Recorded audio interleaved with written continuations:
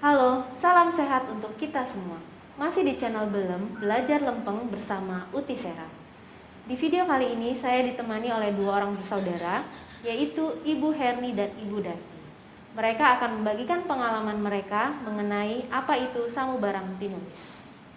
Halo Ibu Herni dan Ibu Darti. Halo. Apa kabar nih? Baik. Ya, sehat? Ya, sehat. Oke, baik. Mungkin saya akan mulai dari Ibu Herni terlebih dahulu ya. Baik. Begini Ibu, kita kan akan membahas mengenai Samubarang Tinulis. Nah, bisa dijelaskan tidak Ibu, apa sih Samubarang Tinulis itu? Karena mungkin banyak loh orang yang belum tahu nih apa itu Samubarang Tinulis atau bahkan belum pernah dengar gitu tentang Samubarang Tinulis ini. Silakan. Baiklah. Samubarang Tinulis itu berasal dari kata samubarang yang artinya segala sesuatu. Dan tinulis itu artinya tertulis. Oke. Jadi Samubarang Tinulis itu artinya bahwa segala sesuatu yang dipikirkan, yang dirasakan dan dilakukan oleh seseorang itu terekam langsung, dinilai langsung oleh Tuhan secara otomatis. Samubarang Tinulis ini juga salah satu dari sifat Tuhan yang maha adil. Jadi setiap perbuatan yang dilakukan oleh manusia itu akan mendapatkan upahnya masing-masing. Jadi di situ kita tidak bisa menyalahkan orang dalam hal ini gitu. Jadi apapun perbuatannya orang tersebut pasti akan ada upahnya, ada nilainya masing-masing ya. Menurut Uti Sera, Samubarang Tinulis itu cara kerjanya sama dengan CCTV. Jadi setiap orang terpasang CCTV secara otomatis. Masing-masing ya? Masing-masing mempunyai CCTV. Misalnya CCTV saya. Jadi seluruh perbuatan saya itu terekam oleh CCTV tersebut dari segala penjuru, sehingga tidak sedikit pun dari perbuatan saya itu yang tidak terekam. Tidak bisa juga kita bersembunyi dari CCTV tersebut karena akan terlihat secara otomatis seperti itu. Jadi di sini kita nggak bisa yang menyalahkan orang lain. Tetap dari setiap perbuatan itu kan ada nilainya, ada unduhannya. Jadi unduhannya ya masing-masing orang menurut perbuatannya. Jadi ya nggak bisa nipu juga ya. Gitu. Nggak bisa. Apa yang ibu lakukan ya ibunya akan mengunduh. Gitu. Ya oke. Ya jadi kita tidak bisa memanipulasi itu. Bisa. Ya oke. Nah, ya mungkin apa ya? Ibaratnya juga Samubarang Tinulis itu seperti mungkin seperti ini. Kayak kita tuh hidup kita itu awalnya tuh kertas putih kosong mungkin ya. Nah, jadi setiap apapun yang umpamanya saya pikirkan, saya rasakan, saya lakukan yang meskipun itu tidak terlihat oleh mata orang lain, tapi itu semuanya itu ya tercatat di situ, semuanya tertulis di situ ya, dan semuanya itu terhitung. Jadi apa sih baik buruknya apa yang saya lakukan tuh ada buahnya yang akan saya unduh sendiri seperti itu ya. Oke, baik. Nah, untuk lebih jelas lagi nih Ibu, ada nggak contoh dalam kehidupan Ibu yang berhubungan dengan Samubarang Tinulis?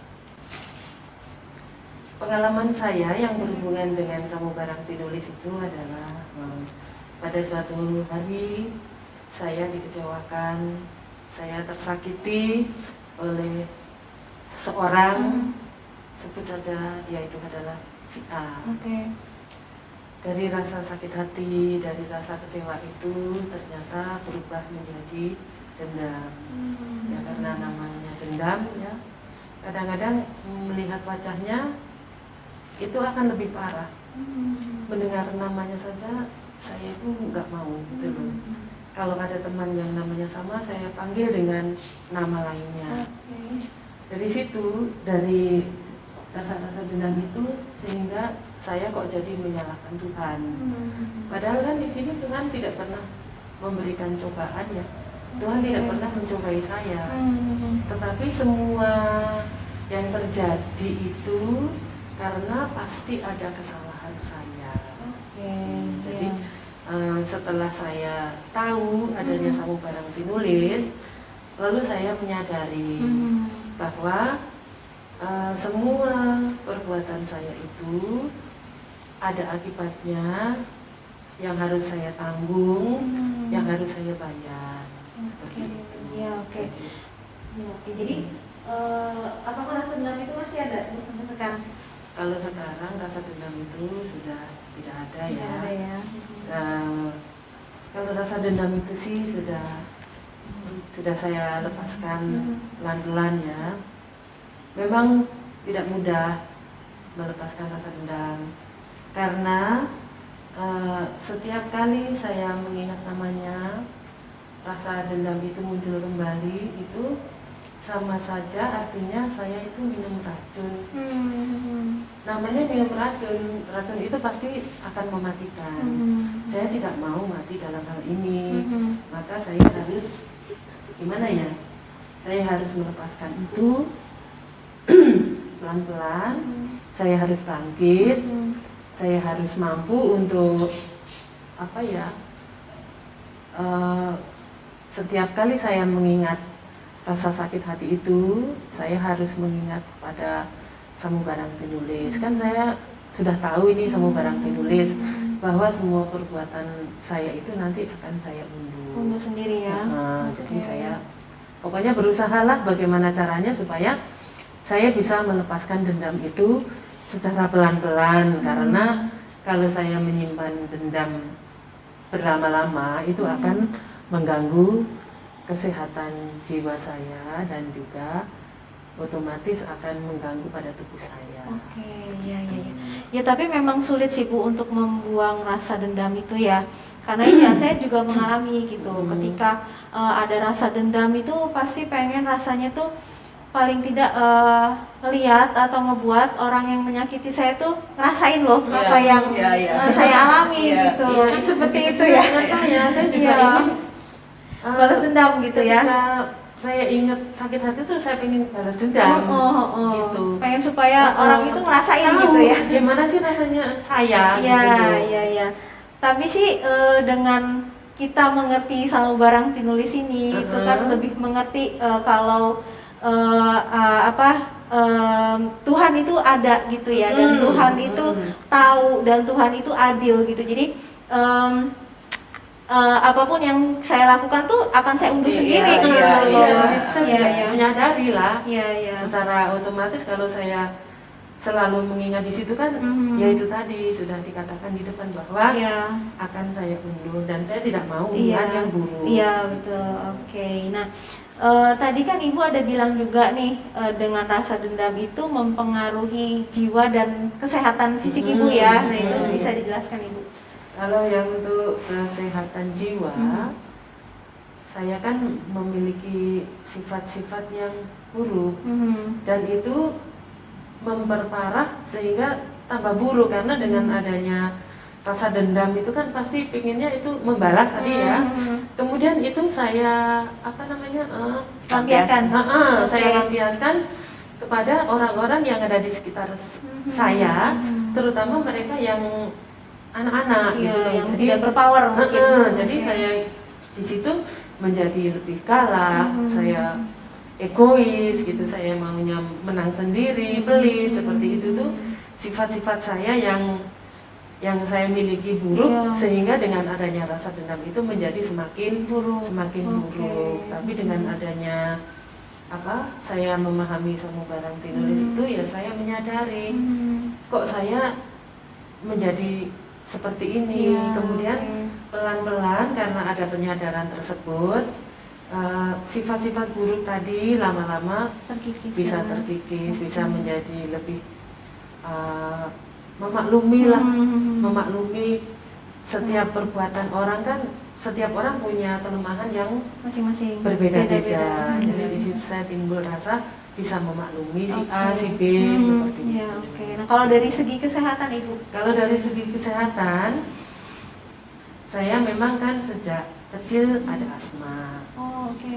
Nah, kemudian setelah saya menjadi dewasa, kemudian timbul ada saya punya kista ya. Kista itu sekitar 12 tahun yang lalu lah, Oh, oke. ketahuan ada kista. Kemudian sudah dibuang. Kemudian ada lagi beberapa tahun kemudian, sekitar ya 3-4 tahun setelah saya operasi itu, ternyata saya terdeteksi ada diabetes. Oke. Begitu. Menurut itu Sera, penyakit saya itu yang diabetes itu karena adanya kesalahan dari pola makan. Oke. Dari diabetes itu pola makannya 60%. Salah pola makan 60% Salah ya? pola makan. Kemudian yang dari stres itu 40%. Jadi sudah cukup banget itu 100% saya menderita diabetes. Kalau memang dari pola makan, memang sejak muda saya ini berpola makan yang buruk, karena apapun yang saya inginkan saya makan dan itu tidak pakai aturan. Oke, jadi tidak terkontrol gitu semaunya saja ya? Iya. Kalau yang kista itu dari pola makan 32% dan stresnya 31%. Jadi di situ ada stres yang menyertai pada pola kehidupan kesehatan saya. Iya. Mungkin stresnya itu ya karena masalah yang tadi ya, masalah dendam itu ya. Iya, karena kan belum, istilahnya saya belum habis rasa dendamnya. Oke. Jadi dengan seperti itu ya memang kita lebih yakin ya Ibu ya. Jadi apapun yang kita lakukan tuh ya kita unduh sendiri ya. Dari pengalaman Ibu Herni kan, karena dendam itu mempengaruhi jiwa dan mempengaruhi kesehatan tubuh gitu loh. Oke, nah ini kan setelah Ibu tahu nih tentang Samubarang Tinulis, mengikuti belajar lempeng ini, nah apa sih perubahan-perubahan yang Ibu alami? Oh ya, perubahan-perubahan yang saya alami itu istilahnya saya menjadi lebih mempunyai kesabaran yang lebih besar daripada sebelumnya. Kalau dahulu saya mendengar sesuatu sedikit saja saya langsung marah. Tetapi setelah saya mengenal Samubarang Tinulis ini, saya bisa menjadi semakin sabar. Lebih sabar ya. Bisa memaklumi orang lain. Kemudian saya juga bisa pelit saya itu berkurang gitu. Sehingga saya mampu berbagi dengan orang-orang. Kalau dulu saya berbagi mungkin dengan orang-orang yang saya pilih. Kalau sekarang saya bisa berbagi dengan siapapun. Seperti itu. Jadi intinya mungkin memperbaiki diri ya Ibu ya. Memperbaiki diri. Kemudian apalagi Ibu yang Ibu dapatkan atau perubahan apa yang Ibu rasakan dari belajar lempeng ini? Di belajar lempeng ini kan kita hanya kita hanya berlatih untuk mengolah diri ya, memperbaiki diri tadi ya, mengolah rasa dari rasa yang negatif untuk berubah menjadi yang positif, meninggalkan sifat-sifat buruk. Kan setiap orang pasti ada sifat-sifat buruk. Dari sifat-sifat buruk saya itu ya saya berlatih untuk sedikit demi sedikit saya meninggalkan, Iya. saya mengolah. Kalau saya seperti ini nanti bagaimana Iya. gitu. Jadi hanya untuk mengolah diri supaya menjadi lebih baik dan menjadi lebih positif dalam Iya. setiap tindakan. Karena saya ingin sih pola pikir saya, pola pekerjaan semualah dari tangan, mulut, kaki itu saya inginnya di A. Maksudnya begini, ketika saya itu berpikir tentang sesuatu, misalnya saya berpikir tentang saya menginginkan makanan tertentu karena saya suka. Ketika saya berpikir di situ, kemudian saya bertanya, kan saya ada komitmen, yang paling baik adalah A. Maka ketika saya berpikir menginginkan makanan itu saya bertanya, ternyata jatuhnya itu di A, B, C, D. Kan berarti itu jauh ya. Kemudian saya bertanya mengapa itu terjadi. Jawabannya adalah, loh kan saya punya diabetes. Kemudian badan saya sudah gemuk. Kalau saya berpikir tentang makanan itu sudah bukan prioritas dalam hidup saya. Gitu. Masih ada sesuatu yang lebih positif saya pikirkan ketimbang makanan. Iya, betul. Oke. Mungkin kalau dari segi jiwa, mungkin pikiran juga jadi lebih sehat, Ibu ya. Lebih sehat. Dapat berpikir lebih nalar. Iya, betul, gitu. lebih nalar juga. Dengan ya. kenalaran kan otomatis kita bisa melakukan segala sesuatu itu Dengan lebih pas, ya, lebih lempeng, lebih lempeng. dan pas. Oke. Ya. Tapi kata Utisera bahwa segala sesuatu yang saya unduh itu ternyata bisa saya turunkan kepada anak-anak saya. Jadi bukan saya sendiri Yang gitu. mengunduh. Unduhan saya bukan hanya saya sendiri, tapi anak-anak saya ikut mengunduh dari perbuatan saya. Itu yang disebut dengan pohon keluarga. Ngeri juga ya. Apa itu Bu? Bisa dijelaskan sedikit? Oh, misalnya begini, contoh pohon keluarga. Misalnya saya pernah melakukan sesuatu yang salah, gitu ya. Akibat dari kesalahan saya itu, saya mungkin tidak mengunduhnya, tetapi yang mengunduh adalah anak-anak saya, gitu. Atau misalnya saya punya penyakit tertentu. Penyakit tertentu kan tidak harus turun kepada anak, toh. Tetapi karena adanya pohon keluarga tersebut, sehingga penyakit saya itu saya turunkan kepada anak-anak. Jadi anak juga bisa mengalami penyakit yang seperti Ibu yang alami saya ya. alami. Tetapi dengan saya tahu hidup lempeng, saya harus berdiri tegak untuk saya sendiri lempeng dan berusaha untuk memutuskan ikatan pohon keluarga tadi, sehingga apa yang buruk pada saya itu tidak saya turunkan kepada anak-anak. Karena kalau misalnya itu terjadi kan masalah untuk mereka di masa yang akan datang.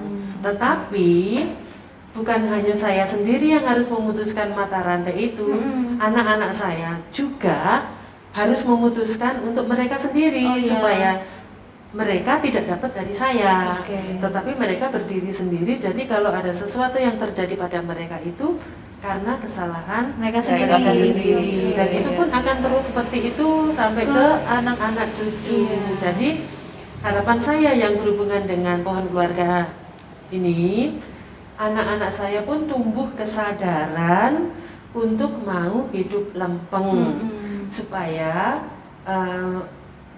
ketika mereka masih muda ini sudah tahu hidup lempeng, bisa menyelesaikan masalah-masalah yang mereka hadapi dengan lempeng dan pas, sehingga itu pun akan terus ke anak cucu lempeng gitu. Ya, baik.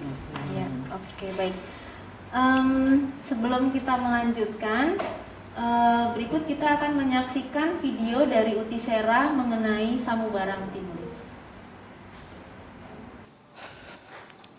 Samubarang Tinulis. Pada suatu hari, saya memiliki sepiring kecil nasi yang sudah basi. Ketika akan saya buang, ketemunya di A, B, C, D. Saya bingung. Mau saya makan sudah basi, mau dibuat kerupuk terlalu sedikit. Saya ingin sepiring kecil nasi tersebut menjadi A di dalam tindakanku. Akhirnya nasi tersebut saya buang di pinggir kebun yang banyak ayamnya. Ayam milik tetangga loh, karena saya tidak memiliki ayam. Memang saya sadari, di dalam sepiring kecil nasi itu ada banyak orang yang andil dengan jerih payahnya. Dari mulai mencangkul, membajak, menanam, memanen, sampai menjadi beras. Memang saya punya uang untuk membeli beras, tetapi itu bukan mutlak hak saya. Karena saya makan itu merupakan rangkaian dari keringat, tenaga, dan jerih payah banyak orang. Itulah kesadaran saya untuk mempercayai CCTV Tuhan atau Samubarang Tinulis.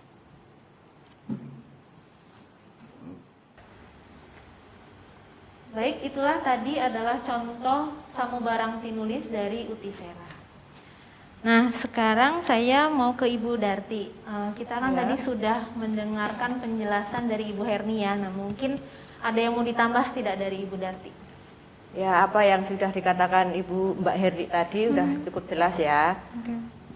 Tapi hanya satu hal saya mau menambahkan bahwa Utisera itu sering mengingatkan saya dan teman-teman, ojo awal lo berbuat baik. CCTV Tuhan itu tidak pernah error, semua diketahui. Jangan khawatir, perbuatan baikmu itu tidak diketahui. Ada Tuhan yang Maha Tahu, Maha Adil dan dahsyat. Itu saja. Iya betul sih Bu, benar. Jadi memang ketika kita melakukan perbuatan baik ya sekecil apapun itu, sebaiknya kita lakukan dengan tulus, dengan ikhlas. Jadi tanpa pamrih begitu ya. Oke, sehingga kan perbuatan baik itu unduhannya tentunya akan baik juga ya. Oke, nah nah, kalau Ibu Darti, apa nih pengalaman Ibu mengenai Samubarang Tinulis? Pengalaman saya ya ini ya contoh simpel aja ya. Misalnya saya mandi, tentunya saya mandi di kamar mandi. Dan tentunya lagi tidak ada orang kan yang melihat saya mandi. Tentunya lagi pasti tidak ada orang yang tahu apa yang saya lakukan di kamar mandi. Nah, di situ mungkin saya menghambur-hamburkan air ya dalam mandi. Misalnya seharusnya itu saya cukup mandi 1 ember, tapi saya menghabiskan 2 atau 3 ember. Nah, di situ kan saya menghambur-hamburkan air toh gitu. Begitu juga dengan sabun atau pasta gigi gitu. Misalnya ada sabun yang seharusnya itu masih bisa dipergunakan, tapi saya buang. Begitu juga dengan pasta gigi gitu loh. Tapi setelah saya mengerti belajar lempeng ini dan saya mengerti Samubarang Tinulis, di situ saya sadar, oh iya ya, saya kan nggak bisa buat air. Iya betul. Padahal masih banyak orang yang kesulitan untuk mencari air bersih, mendapatkan air bersih itu kesulitan gitu loh. Kok di situ saya dengan enaknya saya mandi dengan tidak memikirkan orang lain gitu. Boros air ya. Saya memboroskan air gitu. Kemudian saya juga jadi tahu bahwa dengan adanya sabun dan pasta gigi ini juga merupakan tenaga banyak orang. Iya betul. Padahal mungkin itu saya beli dengan uang saya sendiri loh. Gitu. Seperti itu. Iya. Ya luar biasa sih. Maksudnya contoh yang Ibu berikan itu sebenarnya itu sepele sekali ya. Itu hal kecil, hal yang sangat sepele, tetapi mandi itu kan kita lakukan setiap hari. Iya. Jadi bisa dibayangkan ketika kita mandi, kita selalu memboroskan air, itu kan mungkin bisa menjadi tumpukan unduhan yang kurang baik ya, Iya, tentunya benar, ya. iya. Oke. Iya. Nah, oke baik. Nah, tapi saya pengen tahu nih, gimana sih dulu waktu Ibu pertama kali ketemu dengan Uti Sera itu seperti apa? Waktu itu saya tidak sehat ya. Hmm. Saya sering pingsan. Yang namanya pingsan itu sudah tidak bisa dihitung. Jadi sering sekali ya? Iya, saking seringnya. Mungkin di kamar mandi itu saya juga tidak bisa dihitung. Karena saking seringnya saya pingsan gitu ya. Mungkin berangkat kerja, saya dari rumah itu nggak apa-apa, tidak ada masalah. Tapi setelah di perjalanan, saya ada rasa, saya kerasa kalau mau pingsan, saya ada rasa kok saya mau pingsan. Iya. Biasanya kalau di kampung itu kan ada setiap di kampung saya ya, terutama setiap perempatan itu ada gorong-gorong, ada bu. Nah, saya tergeletaklah di bu itu. Oke. Terus ada lagi satu cerita, waktu saya pulang kerja, itu kan saya boncengan dengan teman. Tiba-tiba di dalam perjalanan pulang itu, kok saya rasanya mau pingsan gitu loh. Terus saya bilang sama teman yang di belakang, Mbak, aku mau berhenti sebentar. Kok rasanya saya mau pingsan. Gitu. Setelah itu motor saya minggir, kemudian saya standar, saya tergeletak di pinggir jalan. Oke, Sampai untung seperti itu. Iya, untung masih tahu ya kalau mau pingsan ya, jadi nggak langsung Iya, jatuh. jadi ada rasa kalau mau pingsan itu oke. ada rasa. Oke, terus kemudian apa lagi Ibu? Ya waktu itu saya juga jiwa saya juga sehat ya, tidak sehat. Oh ya. gitu, jadi selain fisik jiwa Ya, juga tidak sehat ya? oh iya, dua-duanya. Saya merasa bahwa saya ada yang tidak beres dalam diri saya itu kerasa gitu loh. Karena saya sering membayangkan bagaimana sih rasanya gantung diri itu. Waduh. Ya, terus Berikan. gimana sih rasanya minum racun itu. Oke. Itu yang saya rasakan gitu. Tapi Terus- tidak sampai dilakukan kan? Enggak, belum. Waktu itu belum ya. Mungkin waktu itu ya, saat itu saya punya pikiran-pikiran seperti itu, mungkin saat itu saya depresi. Oh, jadi karena depresi. Ya, depresi. Karena sebenarnya banyak hal yang harus saya pikirkan itu Ungkapkan tapi mungkin tidak. ya mungkin banyak hal yang tidak sesuai dengan pikiran dan oke. hati Keinginan, saya. ya, nggak sesuai keinginan. Tapi tidak bisa Tidak- keluar ya? Iya, saya tidak bisa Oke, mengungkapkan mengungkapkan. itu. Jadi dipendam sendiri? Saya pendam sendiri. Oke. Gitu. Ya. Terus saya ceritalah sama kakak saya, Oh. kemudian diantarlah ketemu Uti Sera. Oh Ketemu gitu. Uti Sera. Oke, nah, lalu apa yang Uti Sera katakan waktu pertama kali bertemu? Waktu itu Uti Sera hanya bilang bahwa lambung saya itu kronis. Oh, jadi Gitu karena lambung ya memang bisa Ya, mempengaruhi sih. jadi gitu. jiwanya tidak sehat lah ya, betul. gitu. Kesehatan juga Iya. ini ya tidak sehat ya. Oke, nah mungkin ya jadi sebenarnya intinya karena stres itu tadi ya. Iya, stres. Jadi karena stres itu mempengaruhi jiwa dan juga kesehatan fisik Iya, ya. pasti. Ya. Oke, nah kemudian apa sih yang ada hal nggak yang membuat ibu itu terus tertarik gitu untuk terus belajar lempeng ini? Oh ya, itu ada apa ya? Awalnya itu mungkin saya korengan lah di sini, korengnya itu di sini. Biasanya kalau ada koreng itu kan ada pelancer. Pelancer itu Pelancer bahasa apa? Indonesia Kelenjar yang membengkak. Oh Oh, iya, gitu, oke. kelenjar yang membengkak itu di ketiak. Oh, oke. Tapi biasanya kalau korengnya itu udah sembuh, itu pelancernya hilang. Oh. Tapi ini enggak.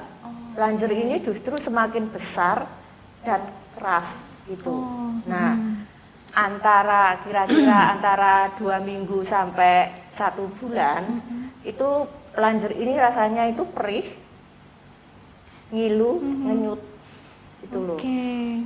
Nah, suatu hari saya tuh geliyang, Pusing ya, geliyang itu pusing ya? geliyang, pusing, dan badan saya tuh terasa nggak enak gitu. Tapi saya dalam hati, waduh, mungkin ini ada yang nggak beres nih dalam diri saya gitu. Waktu itu kan di dapur, posisinya masih di dapur, jadi saya berhenti. Aktivitasnya saya berhentikan dulu, kemudian saya duduk, saya berusaha menuhan atau menggusti. Nah, di situ ada kata-kata lebay. Oh, oke. Saya langsung nyambung. bahwa mungkin saya dalam mensikapi rasa sakit atau merasakan sakit itu saya lebay berlebihan gitu. Kemudian saya berusaha melihat seberapa besar sih saya merasakan sakit ini. Saya komitmen kalau angka 1 itu berarti saya pas dalam merasakan sakit. Tetapi kalau angkanya lebih jauh, lebih banyak, berarti saya lebay dalam mensikapi atau merasakan sakit ini. Nah, waktu itu saya lihat kok di angka 3. Berarti saya dalam merasakan sakit ini saya lebay gitu. Ya, oke. Ya, betul. Jadi ya memang sih itu juga sering terjadi ya, Ibu ya. Terkadang itu terjadi karena mungkin kita pengen cari perhatian orang, ya, benar sekali ya, supaya orang mengasihani, supaya biar orang tahu loh kalau saya ini sakit betul. Ya. Ya, jadi ternyata itu nggak baik juga ya, Ibu ya. Itu berpengaruh banget dengan ya betul. Dan itu salah satu contoh ya, memang itu nggak contoh yang tidak lempeng ya, dalam lebay merasakan sakit ya. Semua itu yang lebay atau berlebihan itu menjadikan tidak lempeng. Iya, betul. Ya. Oke. Lalu bagaimana kelanjutan ceritanya dengan pelanjernya tadi itu? Oh ya, kemudian di situ saya ada rasa takut ya. Takutnya gini, ini pelanjer apa kanker ya? Oke. Nah, karena dalam keluarga saya itu ada gen kanker. Oh gitu. Karena ibu dan kakak saya kena kanker. Gitu. Oke. Terus dalam jangka waktu 6 bulan itu kan pelanjernya pecah. Oh, pecah Iya, akhirnya. pecah. Itu pun mungkin selesai atau kering itu 3 hari lah. 3 hari itu baru selesai, baru kering gitu. Jadi dia keluar terus ya. Nah, itu pun saya tidak berani bawa ke dokter atau ke rumah sakit. Oke, jadi sebenarnya itu pecah pun pecah sendiri ya, Iya, tidak pecah dibawa sendiri. ke dokter, Enggak, tidak diperiksakan sama sekali ya. Ya. Kenapa Ibu tidak ya, diperiksa? dengan jujur aja karena saya nggak punya biaya Oh, untuk berobat ke dokter gitu. Ya, oke. Ya. Kemudian Uti Sera itu bilang dalam 6 bulan ini kalau mungkin saya tidak vegetarian atau hidup lempeng, mungkin 6 bulan ini sudah bisa menjadikan pelanjer itu berubah menjadi kanker. Oh gitu. Itu. Oke. Jadi saya ya ampun, di situ saya down, ya kaget gitu ya bersyukur juga gitu ya. Karena saya masih diberi kesempatan untuk merubah apa yang tidak lempeng dari saya ini, supaya saya berusaha untuk belajar lempengnya beneran gitu loh. Ya, jadi lebih yakin ya. Lebih yakin gitu. Nah, pada waktu pelanjer itu tumbuh atau sampai mecah, itu saya sudah vegetarian selama kurang lebih 5 tahun. Oke, jadi memang vegetarian itu ya membantu sekali ya. Iya. Ya, oke. Oh iya, saya juga ingin menambahkan, ketika saya itu operasi kista, itu kondisi saya belum vegetarian. Baru beberapa tahun kemudian ada vegetarian, karena memang saya juga pernah punya niat pengen vegetarian. Mungkin seandainya saya berlanjut tidak vegetarian, bisa jadi yang tadinya bukan kanker, tumor tadi, kista tadi bisa berubah menjadi kanker juga, karena dari makanan yang saya konsumsi itu memicu untuk timbulnya Kista kanker. lagi ya. Jadi kista kanker. saya bersyukur banget adanya vegetarian ini. Ya, oke. Begitu. Ibu Darti, sekarang setelah Ibu tahu dan mengikuti belajar lempeng, apa perubahan yang Ibu rasakan? Perubahan itu ya banyak lah ya. Saya menyadari banyak hal yang harus saya rubah dalam diri saya, baik sifat, kebiasaan, atau perilaku saya. Saya itu sifatnya lengkap loh.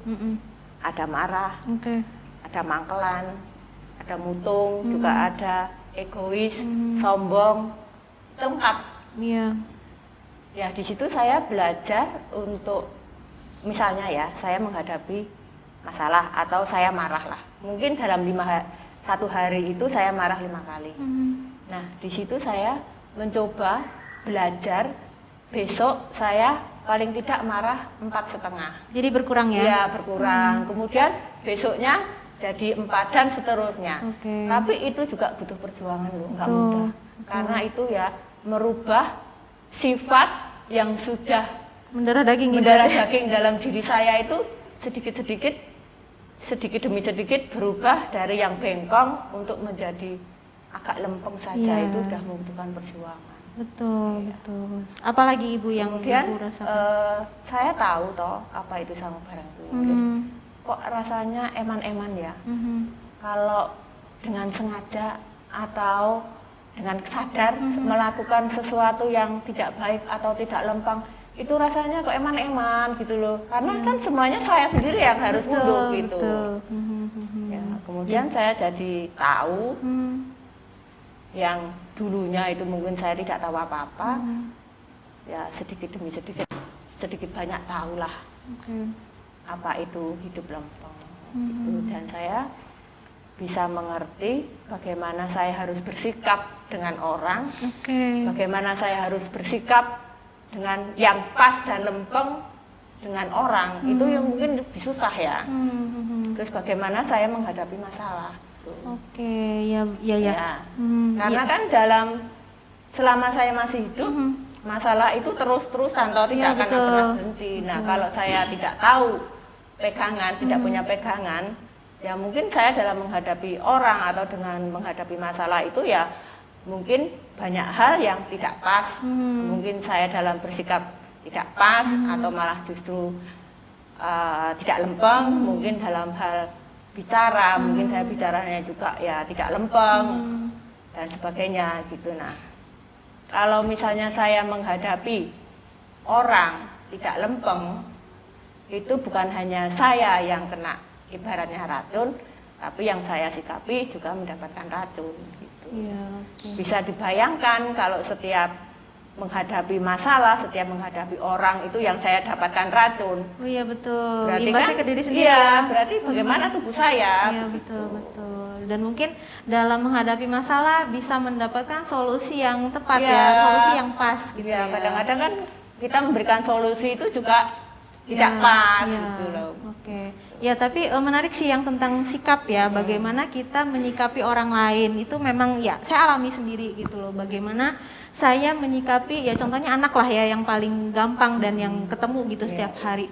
Ketika saya menyikapi anak dengan tidak tepat, itu memang benar bukan hanya saya yang keracunan, tapi juga anak saya gitu loh. Contohnya ya ketika misalkan anak nangis nih, tapi Iya, nangisnya nangis manja gitu, nangis menarik perhatian. Nah, di situ kalau saya tidak mampu untuk menyikapi anak dengan tepat, itu ya dia mungkin dia akan jadi anak yang manja, mungkin dia jadi anak yang egois, Iya, mungkin jadi iya, pemarah iya. seperti itu ya. Iya. Ya, oke. Jadi memang benar penting sekali itu ya dalam bersikap iya, yang bersikap lempeng dengan orang Iya, lain iya. ya. Oke. Nah, lalu apa sih manfaat lain yang Ibu rasakan dari hidup lempeng ini? Ya, manfaatnya banyak sekali. Dengan saya hidup lempeng, saya bisa mendengarkan hati nurani. Dengan mendengarkan hati nurani, saya bisa belajar menghadapi hidup ini dengan penuh kesadaran atau eling bahwa ada Tuhan. Gitu. Saya jadi bisa lebih memilih yang baik dan lempeng itu untuk diri saya. Karena hidup saat ini menentukan hidup selanjutnya atau sesudah kematian. Oke, Gitu. Dan iya betul. sebenarnya hidup lempeng itu tidak membayar loh, Iya. gratis. Cuman meluruskan yang bengkong-bengkong yang ada dalam diri saya sendiri. Tuh. Tapi itu susah sekali. Iya betul. Mengalahkan orang lain itu lebih mudah daripada mengalahkan diri sendiri. Contohnya misalnya saya nih kalau dulu melihat Mbak Eri itu mangkel ya. Mangkel ya gregetan tapi ya sayang gitu. Terus melihat lagi gregetan sayang, akhirnya saya jatuh. Nah, setelah saya jatuh itu kan saya jadi baru sadar tuh. Oh iya. Saya harus bersikap gimana sih sama Mbak Eri? Nah, setelah saya lihat ternyata saya mensikapi Mbak Erni itu harus ayo jalan bareng lu ayo gitu. Tapi yang saya sikapi mangkel gitu rasanya, nggak temen gitu. Nah, dari sini dari saya yang mensikapi Mbak Herni dari untuk menjadi ayo jalan bareng itu kan nggak mudah. Betul.